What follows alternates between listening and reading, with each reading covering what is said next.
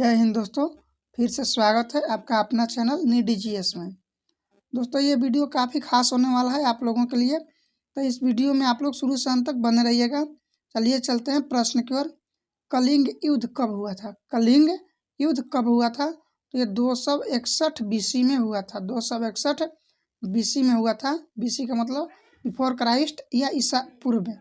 261 BC में हुआ था। इसे आप लोग याद रखें, कई बार पूछा जा चुका है। अगला प्रश्न देखते हैं। डीजल ड्राइवर प्रशिक्षण केंद्र अवस्थित है कहाँ पर? डीजल ड्राइवर प्रशिक्षण केंद्र कहाँ पर स्थित है दोस्तों? तो ये बिहार के जमालपुर में स्थित है। बिहार राज्य के जमालपुर में स्थित है। कहाँ पे?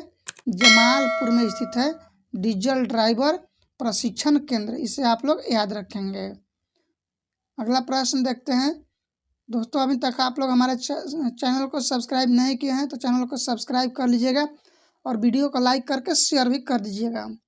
सैंडलर आयोग का संबंध किससे है? सैंडलर आयोग का संबंध किससे है दोस्तों? तो ये एजुकेशन से संबंधित है। सैंडलर आयोग एजुकेशन से संबंधित है, यानी शिक्षा से संबंधित है सैंडलर आयोग। इसे भी आप लोग याद रखेंगे। मोमबत्ती किस ऊर्जा को प्रकाश ऊर्जा में परिवर्तित करता है या बदलता है? मोमबत्ती किस ऊर्जा को प्रकाश ऊर्जा में बदलता है? तो यह रासायनिक ऊर्जा को प्रकाश ऊर्जा में बदलता है। दोस्तों ऐसा प्रश्न कई बार पूछा जाता है।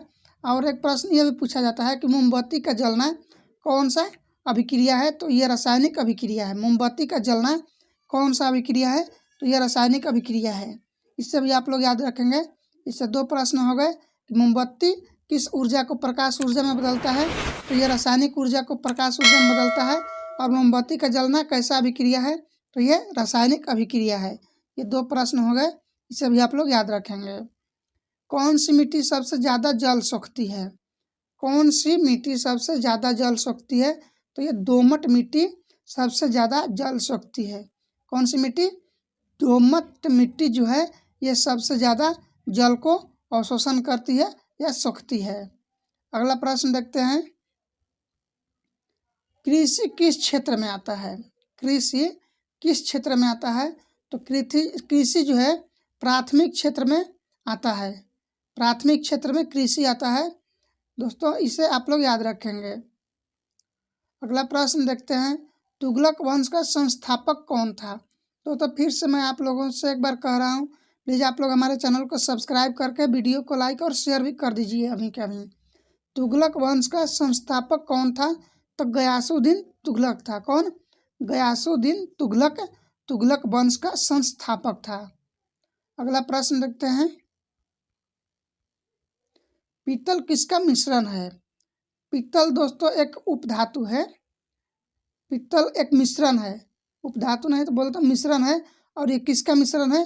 तो इसमें तांबा और जस्ता का मिश्रण होता है। तांबा और जस्ता को मिलाकर पीतल बनाया जाता है। इसे याद रखेंगे आप लोग। अगला प्रश्न की ओर चलते हैं।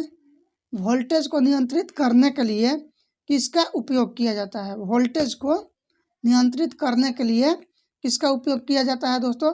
तो ट्रांसफार्मर का प्रयोग किया जाता है। वोल्टेज को कंट्रोल करने के लिए ट्रांसफार्मर को प्रयोग किया जाता है। ट्रांसफार्मर को वोल्टेज कंट्रोलर भी बोला जाता है। इसे आप लोग याद रखेंगे। अगले प्रश्न कर सकते हैं। भोजन का पाचन कहाँ से शुरू होता है? दोस्तों भोजन का पाचन जो है मुख से शुरू हो जाता है। मुख से शुरू हो जाता है और ये छोटी आंत में जाकर पूर्ण रूप से पच जाता है। कहाँ पे?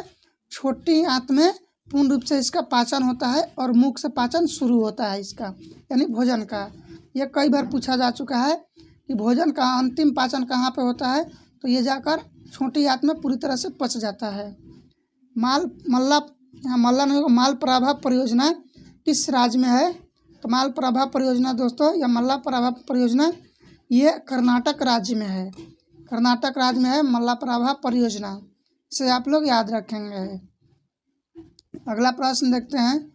राजविलय नीति किसके शासनकाल में लगा या हुआ? राजविलय नीति किसके शासनकाल में लगा दोस्तों? तो इसे आप लोग याद रखेंगे। राजविलय नीति किसके शासनकाल में लगा?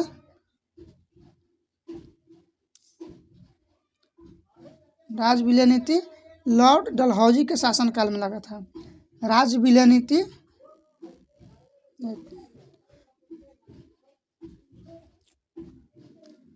राज विलय नीति किसके शासनकाल में लगा? राज विलय नीति किसके शासनकाल में लगा? तो ये लॉर्ड डलहौजी के शासनकाल में लागू हुआ था। लॉर्ड डलहौजी ने ही लागू किया था राज विलय नीति। इसे आप लोग याद रखेंगे। धूप के चश्मा में किस कांच का प्रयोग किया जाता है? धूप के चश्मा में किस कांच का प्रयोग किया जाता है? दोस्तों, धूप के चश्मा में क्रूक्स कांच का प्रयोग किया जाता है। किस कांच का? क्रूक्स कांच का प्रयोग किया जाता है धूप के चश्मा में। इसे भी आप लोग याद रखेंगे, कई बार ये प्रश्न पूछा जा चुका है। इमली में कौन सा अम्ल पाया जाता है? इमली में कौन सा एसिड रहता है दोस्तों? तो ये रहता है टार्कटिक। टार्कटिक अम्ल पाया जाता है इमली में, है ना। अगला प्रश्न देखते हैं। द्विराष्ट्र की बात सबसे पहले किसने किया था? द्विराष्ट्र की बात सबसे पहले किसने किया था? यह मोहम्मद इकबाल ने किया था। मोहम्मद इकबाल ने सबसे पहले द्विराष्ट्र की बात किया था। अगला प्रश्न देखते हैं। विकासवाद का सिद्धांत किसने दिया था? विकासवाद का सिद्धांत किसने दिया था दोस्तों? ये चार्ल्स डार्विन ने दिया था। विकासवाद का सिद्धांत चार्ल्स डार्विन ने दिया था। अगला प्रश्न देखते हैं।